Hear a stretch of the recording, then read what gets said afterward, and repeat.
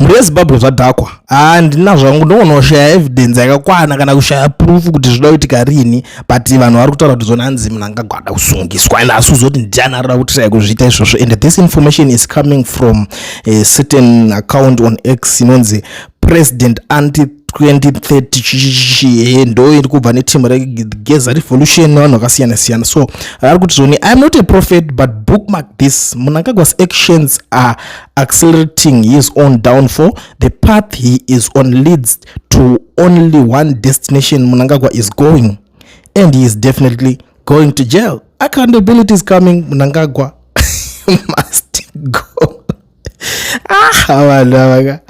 That sometimes unoboseka navo serigare because uyo pachako unokuchiziva kuti ilindika dzakanonokerwa ndendakaremerwa. But anyway, handisi kuda kuramba ndichirebesa ndichingoramba ndichingoti but kana zvazodai izvozvo zvozodii, because ndinenge ndine vamwe vanenge vari kuda kutaurwa panapa zvakawanda and this opportunity iri kune munhu wese. But I think let's try to push because manje tichazokurumidza kuvhara chirongwa kozi vamwe vanhu vakaona vanoti tinotaura nyaya dzedu tine yedu iri kunetsa kuna kuti tukuita sei. So please regedza tiri kusiya mukana uno kuti chinzwa because ise WhatsApp group vanhu zvavari kutaura izvezvi donzwa manyukunyuku baba. After visit yakaitwa naRamaphosa achiuya kuno kuZimbabwe,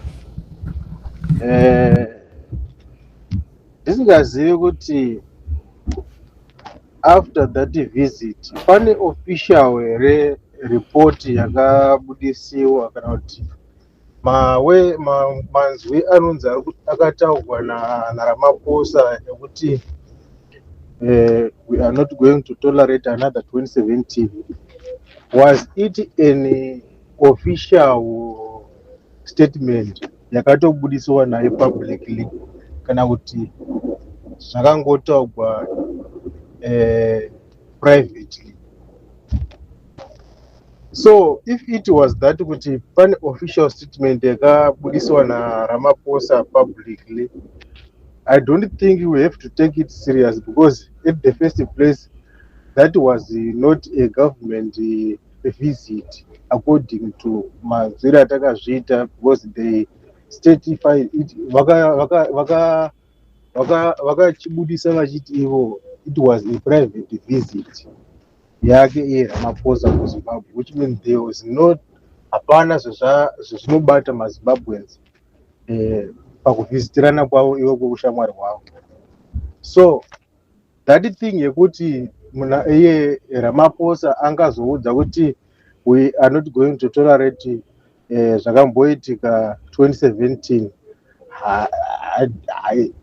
I don't think we have to take that thing serious, because if it was that kuti those guys vane vision kana kuti they are true leaders, Mnangagwa naRamaphosa, there was no issue yeZimbabwe iyi vangadai vakatoitaura kwokupedzisira, because as for now pane issue inotori very currently yekuti vangadai vangataura nezvayo, inova issue yekukuwadziwa kuma-Africans muSouth Africa including maZimbabweans.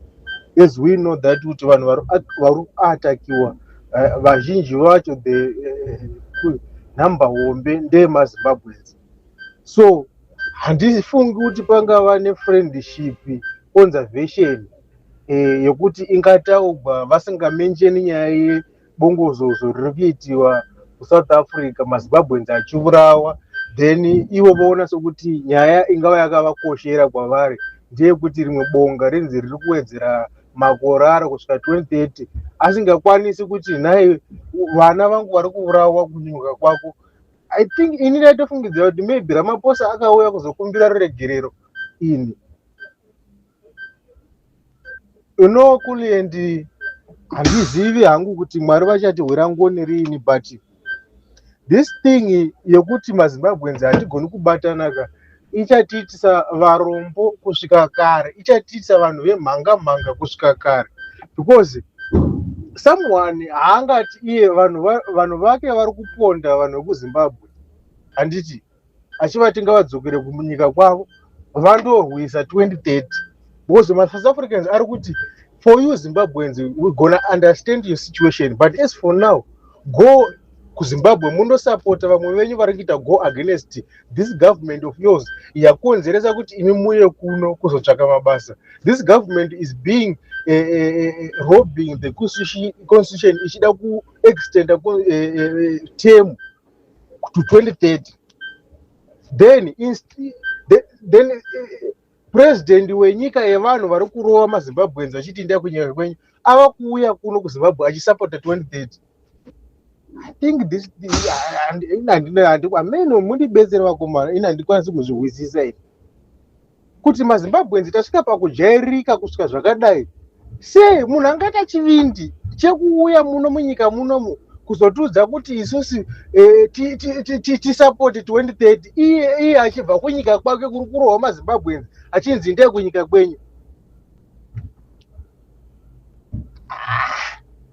You know, Kuliend, to be honest, Maringa wandikanga mwere. But inini vanhu mucharamba muchingondivenga but iri shoko iri handingambotadzi kuritaura because riri pamwoyo pangu. Because Comrade Chamisa munhu ane very big number yevanhu vanomutrusta including neni. Ndine hope yakakurisa muna vaChamisa, but sometimes ndinosvika pakuvhiringika because hazvingakwanisiki Kuliend kuti munhu akangaitawo seni asina kana kwaanozikanwa kana kuti chero mufamily medu chaimo handitorina shoko rendinoti ndikataura kufamily kwedu ringanzi ndatoisa the full stop yekutoti ningi ataura ndozosumuka against nyika.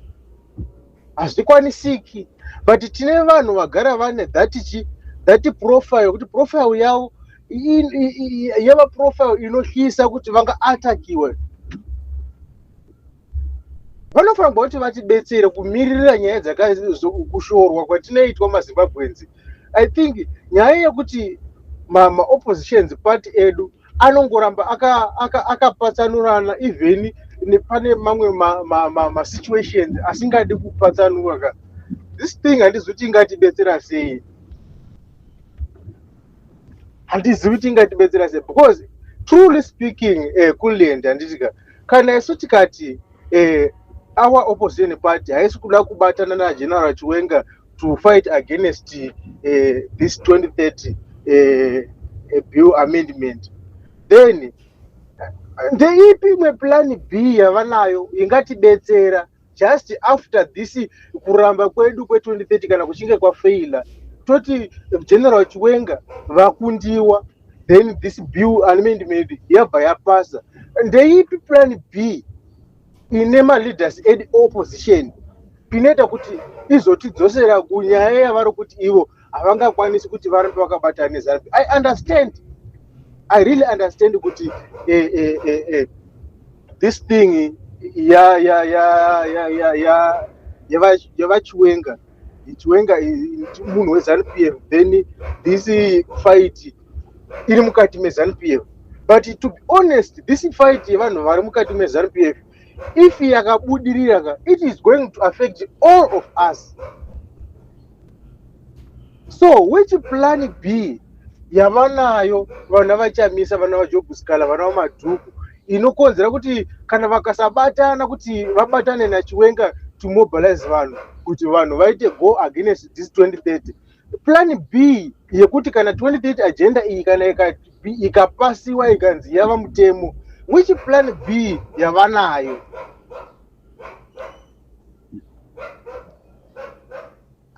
Inowakumana handizi kuti nyika yedu tinodei chaizo maZimbabwe dzina handizivi. Kuti ndizive kuti maZimbabwe chatoda chaizochika ndingareva nhema. Hakuna chimwe chinhu chingambotibetsera vakomana kuti tikunde zvose zvatiri kuitwa kana pasina kubatana kwedu.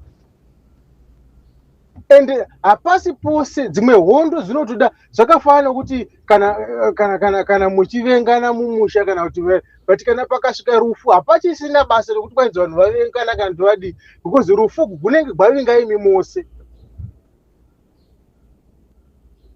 Saka dzinongovawo shungu ekuliend, dzinongovawo shungu dzokuti anenge azarirwa neshungu dzokuti vanhu havazvioniwo here, but kungotiwo maybe vangaita vaviri vatatu vangazviwa kuti mazimbabwenzi ngatibatanei. Tiri kuona ke zvino kuti according to nezuro pakaenda vachiwenga kuHeroes, these guys veZANU-PF they tried by all means kuti vati shut down the media kuti vasabudisa vachiwenga vachisvika kana kuti vachibva, because they do know, vanotoziva kuti chiwenga so far vanhu vose vari kudai vachiwenga. Then I don't think also kuti pangava that fear yekuti vatungamiriri vedu kana vakamobilize vanhu kuti let us unite with chiwenga to go against this bill amendment number 3, then it simply means that there will be no room for them to be Zimbabwe next president. I don't think they have to fear about that thing, because this amendment bill number 3 yatiri kuita fight against it inenge ichibvumira kuti 2028 pave nema-elections, then room for them to be president of Zimbabwe inenge ichitongovapo one, haina kunge yabva, because we are not saying that if we are supporting Chiwenga to stop this bill number 3, we are definitely going to say he is our next president. No, we are just saying good procedure good after every 5 years kuve nema-elections ngairambe yakadaro, which means these guys of opposition vanofanirwa kutotora is advantage to them kuti the only way of them to be president is because of mavotes kana kuchinge kwaita mavotes, and Chiwenga is also supporting that we have to have mavotes agare aripo muZimbabwe. So handiwezi kuti fiye ingavapo eni. All this interest zamangotara kuti ngosapota kuti why can't we just timbo especially vachamisa kuti vatibetsera kuti vanhu vamobilizewe kuti vaite fully against this bill number 3. Undikanga mwiro mwana wabambo wangu kunongoro dzinongorowo shungu kuzama kungo kuti vanhu tibataniwo maybe zvinhu zvedu zvingatinakirawo muZimbabwe.